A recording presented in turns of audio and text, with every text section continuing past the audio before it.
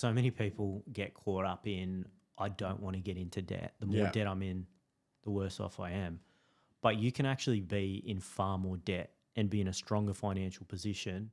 Welcome back to another episode of the Tailored Property Wealth Podcast.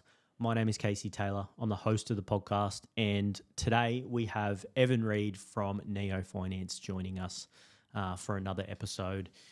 Cool. So the second kind of client scenario is a client who we helped purchase a couple of properties for last year, adopting a rent vesting strategy. And there's a couple of strategic purchases here that we were able to make happen. One was another purchase in the personal name, but then there was also the self-managed super fund purchase as well. Yeah, it was. Yeah. So are you able to kind of talk me through, I guess, a little bit of the finance piece for that one? Because we discussed this on previous episode, right? Not everyone understands that self-managed super fund space, but it can be quite powerful.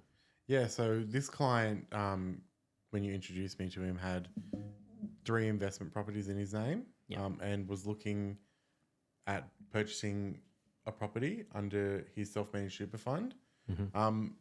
And that was what he was using to help for his retirement as well. So you found him a property and we were able to fund it. He had a healthy balance in his super fund. Yep. So at the time he had about 180,000 sitting in there. Yep. And we were able to use that as a deposit. Yep. So he could then buy one in his self-managed super fund. Yep. And I guess the benefit to doing that is, you know, they're not needing to use any of their income or any of their debts that they have in their personal name to service this loan. Yeah. And vice versa. You know, if he's buying something in his personal name, we get to ignore that one that is in his self-managed super fund too. Yeah, 100%.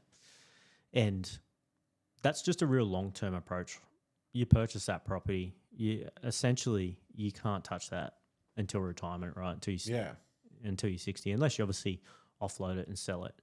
But it's such a powerful play to be able to leverage your debt position to get a larger asset base within your super. Yeah. And then just let that compounding effect do its thing.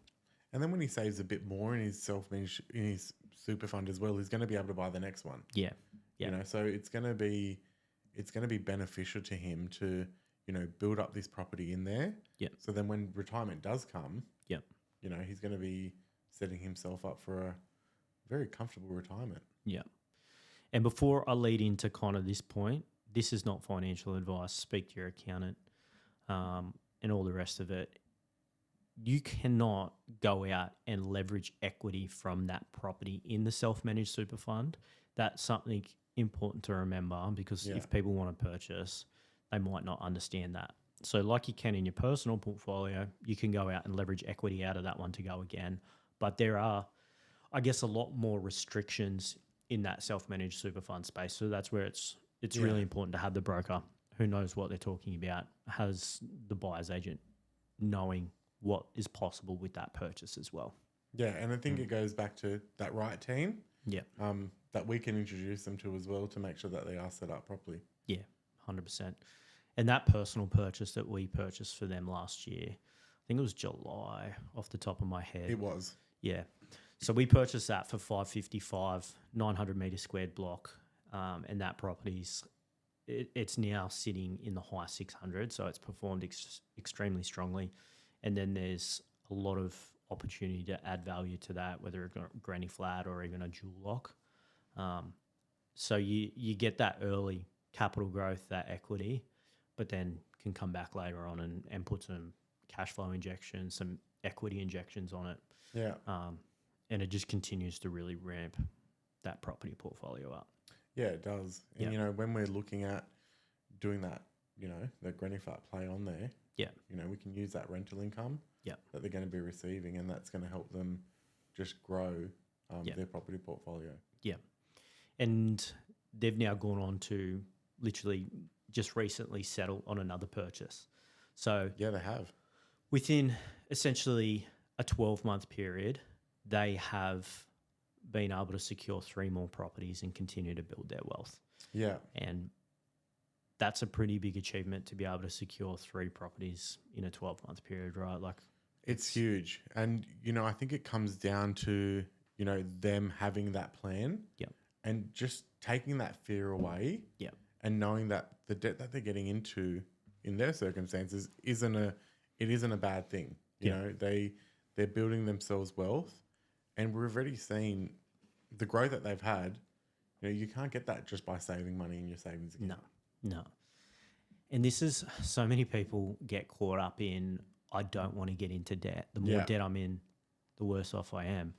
But you can actually be in far more debt and be in a stronger financial position with cash flow, with your net wealth base. If you just more focus on building that net wealth base and focus on that, debt just becomes a lot less scary, especially when inflation devalues debt, and there's a lot of other things. And if you're purchasing in the right locations, LVR can drop even without paying any of that debt off, right? That's true. And you've got to want to be able, you've got to have that clear vision. Yep. Right. Because this is something that isn't short term either. Yep. And in this market where interest rates are still a little bit high, although they are coming down. Yep. You've got to be able to sacrifice that couple hundred a week out of your pay to go towards it. Yeah. Because it is going to be negatively geared, the likelihood of it. Yeah. But in the long run, it's not always going to be like that. No. And that's the thing people don't understand, right? It's like it's costing you now. Yeah. But as we see rental income growth, as rates improve, and yes, they're going to go up and down over 10, 15, 20 years. That's just the reality of holding property. Well, I think if it's either going to cost them now or it's going to cost them their retirement. Exactly. It's like, we'll just go and work until 65 and slog it out. Yeah, where you could have the option at 40. Yeah. Exactly. And so many people out there are saving really well. And another client we'll talk about, they have great savings surplus each month. It's like you might be saving $5,000 a month. And if it's going to cost you $250 a week, instead of saving $5,000, you might be saving $3.5, $4. Yeah, it's exactly. Like your cash surplus is still there, but you now got an asset out there working for you, and it's essentially making money while you sleep, right? Yeah. And then they're still building up their savings. Yeah. Building equity. Yeah. And then in no time, they're going to be ready to buy that next one. Yeah, 100%. It's time in the market. Yeah. Time in the market's powerful. Well, cool. Thanks for jumping on to another episode, and we'll see you guys on the next episode. Thank you for having me again. Bye. Gotcha.